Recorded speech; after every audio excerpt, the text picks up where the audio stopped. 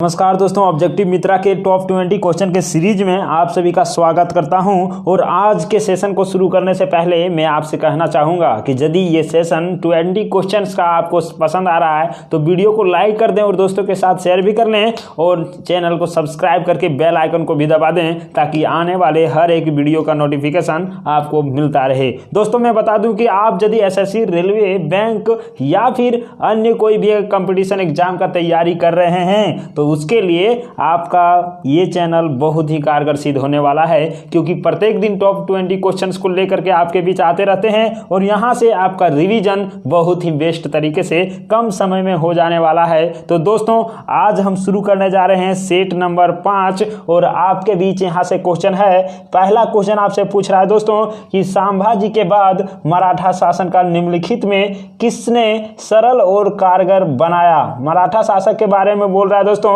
उसके शासन को किसने बेहतरीन बनाया। किसके बाद पूछ रहा है तो संभाजी के बाद। तो आपके बीच ऑप्शन है राजा राम, गंगाबाई, बालाजी विश्वनाथ और नानाजी देशमुख। आपको सही उत्तर के साथ जाना है और आप इसका सही उत्तर लगा चुके होंगे। Option number C, Balaji Vishwanath ने ही संभाजी के बाद मराठा शासन को संचालित किया था। नेक्स्ट क्वेश्चन आपके बीच है और दूसरा नंबर प्रश्न, शिवाजी के अष्टप्रधान का जो सदस्य विदेशी मामले की देखरेख करता था उसे क्या कहते थे। मतलब विदेशी मामला के बारे में पूछ रहा है दोस्तों और आपके बीच ऑप्शन है पंडित राव, सुमंत, पेशवा और सचिव। क्या कहा जाता था। तो आप इसका सही उत्तर लगा चुके होंगे और आपका आंसर बी नंबर होगा, मतलब सुमंत कहा जाता था दोस्तों विदेशी मामले के देखरेख करने वाले को। क्वेश्चन नंबर 3 आपके बीच है कि किसने प्रतिनिधि पद का सृजन किया जो पद क्रम में पेशवा से भी ऊपर था। मतलब पेशवा पद जो था उससे भी ऊपर वाले पद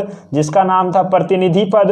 तो इसका शुरुआत करने वाले, सृजन करने वाले कौन थे। ऑप्शन आपके बीच है संभाजी, राजा राम, साहू और ताराबाई। आपको सही उत्तर लगाना है और यदि आप इसका सही उत्तर राजा राम को लगाए होंगे अर्थात बी के साथ गए होंगे तो आप बिल्कुल सही हैं। आपका उत्तर यहाँ पे बी राजा राम हो जाने वाला है। अब चलिए चौथे प्रश्न की ओर बढ़ते हैं और यहाँ से है किस मराठा सरदार ने 1758-59 में पंजाब विजय किया। मतलब पंजाब पर विजय पाने वाले कौन से मराठा शासक थे, मराठा सरदार थे, इसके बारे में आपको बताना है दोस्तों। और यहाँ पे देखेंगे कि पंजाब का विजय 1758-59 में किया गया था। दोस्तों यहाँ पे आपके बीच ऑप्शन है रघुनाथ राव, इनमें से कोई नहीं, और मल्हार राव, और ऑप्शन नंबर ये है रघुजी भोसले। आपको इसका सही आंसर बताना है और आप इसका सही उत्तर लगा चुके होंगे दोस्तों। ऑप्शन नंबर बी आपका सही है, रघुनाथ राव। तो आप बी के साथ चले गए होंगे और इस तरह से आपका ये क्वेश्चन सही हो गया होगा। और 5वां नंबर प्रश्न आपके बीच है कि पानीपत के तृतीय युद्ध में मारे जाने वाले 2 महत्वपूर्ण सैन्य सरदार कौन कौन थे।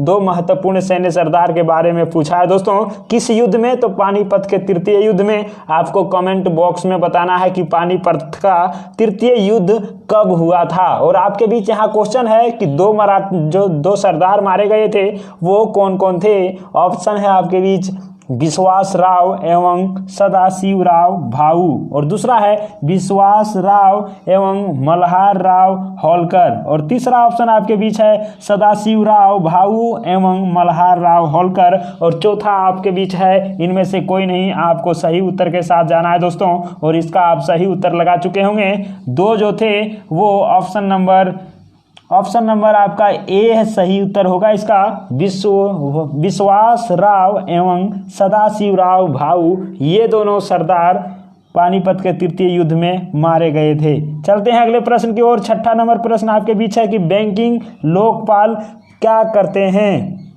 और ऑप्शन आपके बीच है बसों के लिए बैंक ऋण प्रभारी होते हैं, या फिर ऋण के लिए ब्याज दर निर्धारित करता है, या फिर ग्राहकों का शिकायतों का प्रावधान करता है, या चौथा ऑप्शन है कि बैंक की नई शाखाओं के लिए लाइसेंस जारी करता है, और पांचवा आंसर है दोस्तों सभी राष्ट्रीयकृत बैंकों का प्रमुख होता है। तो आपको सही उत्तर के साथ जाना है कि ये जो बैंकिंग लोकपाल होते हैं वो क्या करते हैं। तो आपका सही उत्तर यहाँ पे होगा ऑप्शन नंबर सी, अर्थात ग्राहकों की शिकायतों का प्रावधान करता है।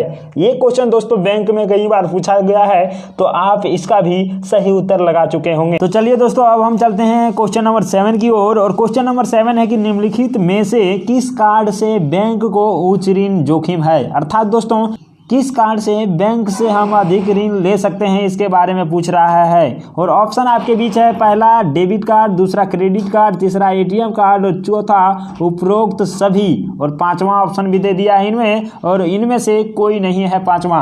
तो चलिए आप इसका सही उत्तर लगाइए कि कौन से कार्ड से हम बैंकों से उच्च ऋण ले सकते हैं दोस्तों। और इसका सही आंसर आप लगा चुके होंगे ऑप्शन नंबर बी, और ये है क्रेडिट कार्ड। क्रेडिट कार्ड से आप ले सकते हैं। चलते हैं अगला प्रश्न की ओर। 8वां नंबर प्रश्न, निम्नलिखित में से कौन सा एक क्रेडिट कार्ड एसोसिएशन है। क्रेडिट कार्ड एसोसिएशन के बारे में पूछ रहा है दोस्तों। India card, master card, SBI cards और सिटी बैंक कार्ड्स, और पांचवा ऑप्शन भी दिया है दोस्तों, क्योंकि ये बैंक का क्वेश्चन है, और ये है बीओबी कार्ड्स। तो आपको सही उत्तर के साथ जाना है, और यहाँ से इसका सही उत्तर यदि आप ऑप्शन नंबर बी के साथ गए होंगे, अर्थात मास्टर कार्ड के साथ गए होंगे, तो आपका सही उत्तर है। तो चलते हैं 9वें प्रश्न की ओर, और 9वां प्रश्न है कि विश्व में सबसे अधिक सड़कों का विस्तृत जाल किस देश में पाया जाता है। मतलब सबसे ज़्यादा सड़क किस देश में है, और ऑप्शन आपके बीच है संयुक्त राज्य अमेरिका, रूस, कनाडा, और चौथा भारत। आपको सही उत्तर इसमें बताना है। और दोस्तों यदि विस्तृत सड़कों के बारे में पूछा जाए तो उसका सही उत्तर आप ए लगाए होंगे, मतलब संयुक्त राज्य अमेरिका को लगाए होंगे। तो चलते हैं 10वें नंबर प्रश्न की ओर, और 10वां नंबर प्रश्न आपके बीच ये रहा, भारतीय सड़क प्रणाली का विश्व में कौन सा स्थान है। भारत के सड़कों के बारे में पूछा गया है कि विश्व में कौन सा स्थान है दोस्तों। पहला ऑप्शन है, दूसरा, तीसरा, चौथा, पांचवा। तो आपको सही उत्तर के साथ जाना है, क्योंकि पहला स्थान पर तो होगा नहीं, क्योंकि संयुक्त राज्य अमेरिका है। तो यहाँ पे भारत का स्थान आप ऑप्शन नंबर ए के साथ गए होंगे, मतलब दूसरे स्थान पर भारत है सड़कों के प्रणाली में। चलते हैं अगले प्रश्न की ओर। 11 नंबर प्रश्न, दक्षिणी गोलार्ध के किस देश में सड़कों का सबसे अधिक विस्तृत जाल पाया जाता है। दोस्तों अब दक्षिणी गोलार्ध के बारे में पूछ दिया है। आप जानते हैं कि ये पृथ्वी हमारा है, और ये हमारा विषुवत रेखा होता है बीच में, और इसके उत्तर में ये उत्तरी गोलार्ध, दक्षिण में दक्षिणी गोलार्ध है। तो पूछ रहा है कि दक्षिणी गोलार्ध के किस देश में सड़कों का विस्तृत, मतलब ये वाले भाग में सड़कों का विस्तृत जो जाल है कौन से देश में है दोस्तों। ऑप्शन है आपके बीच ब्राजील, अर्जेंटीना, चिली और न्यूजीलैंड। आपको सही उत्तर यहाँ से बता देना है, और आप बता दिए होंगे सही उत्तर, आप इतना देर नहीं कर सकते हैं, और ऑप्शन नंबर बी आपका सही होगा, अर्जेंटीना इसका सही उत्तर है। चलते हैं 12 नंबर प्रश्न की ओर। विश्व में सबसे पहले रेल मार्ग कहाँ बनाया गया, और ऑप्शन है आपके बीच विश्व के रेल मार्ग कहाँ बनाया गया दोस्तों। सबसे पहला ऑप्शन है लंदन और न्यू कैसिल के मध्य, दूसरा है न्यूयॉर्क और वाशिंगटन डीसी के मध्य, और तीसरा है लेनिनग्राड और मॉस्को के मध्य, और चौथा ऑप्शन है दोस्तों उत्तरी पूर्वी इंग्लैंड में कोयला खानों और न्यू कैसिल के बीच। यहाँ से आपको कन्फ्यूजन हो सकता है, लेकिन आपको कन्फ्यूज नहीं होना है, और आपका सही उत्तर यहाँ से हो जाने वाला है दोस्तों ऑप्शन नंबर डी, अर्थात उत्तरी पूर्वी इंग्लैंड में कोयला खानों से न्यू कैसिल के बीच में जो चलाया गया था वही पहला रेल मार्ग था। दोस्तों यहाँ से हम चलते हैं 13 नंबर प्रश्न की ओर।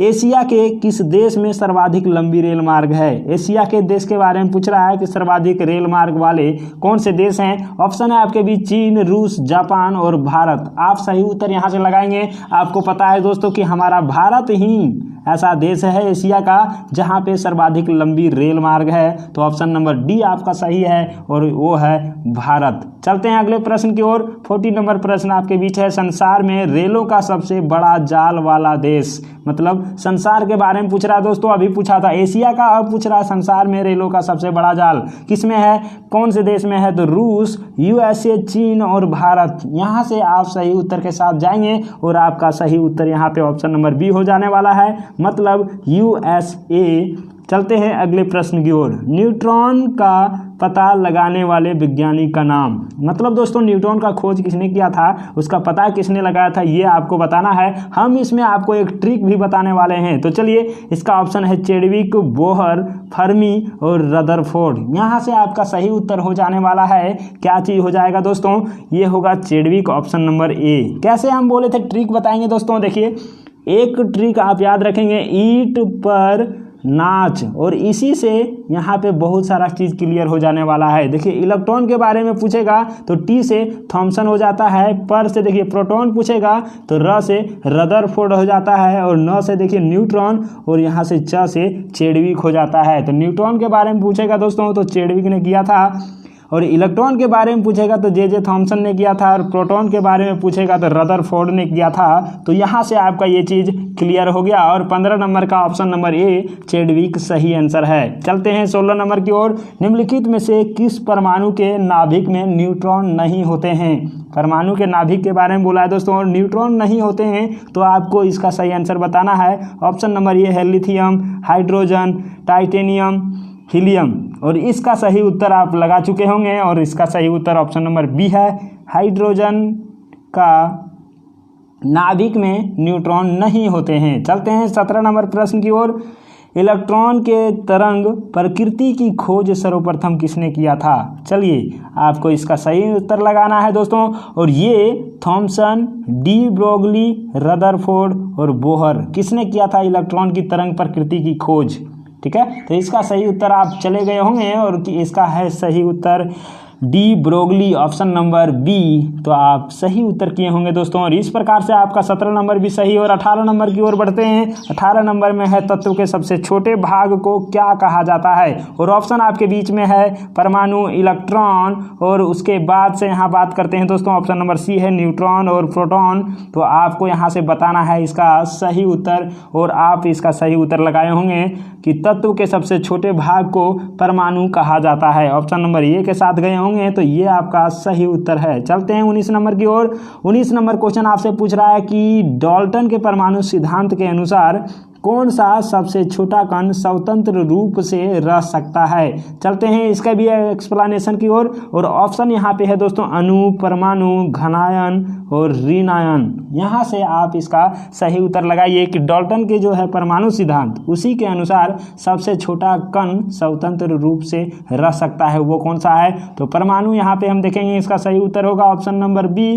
तो अब दोस्तों अंतिम प्रश्न आपके बीच है, और इसके बाद आपका रिजल्ट की घोषणा हो जाने वाला है। तो चलते हैं 20वें नंबर प्रश्न की ओर, और 20वां नंबर प्रश्न आपके बीच है कि द्रव्यमान संख्या किसका योग है। मतलब कह सकते हैं कि द्रव्यमान संख्या जो होता है दोस्तों, वो किन किन को जोड़ने के बाद होता है। तो ऑप्शन है आपके बीच केवल प्रोटॉन को ही द्रव्यमान संख्या कहेंगे, या फिर दूसरा है इलेक्ट्रॉन और न्यूट्रॉन को कहेंगे, और इलेक्ट्रॉन और प्रोटॉन के योग को, या फिर प्रोटॉन और न्यूट्रॉन के योग को द्रव्यमान संख्या कहते हैं। तो आपको इसका सही उत्तर लगाना है, और आप इतने देर में सही उत्तर लगा चुके होंगे, और आपका सही उत्तर हो जाने वाला है ऑप्शन नंबर डी, प्रोटॉन और न्यूट्रॉन के योग को, उसके दोनों के संख्याओं के योग दोस्तों द्रव्यमान संख्या होता है। तो इस प्रकार से आपका 20 नंबर प्रश्न भी आप सही लगा चुके होंगे। और इस तरह से आज के ये ऑब्जेक्टिव सेशन जो टॉप 20 क्वेश्चंस का सीरीज था दोस्तों,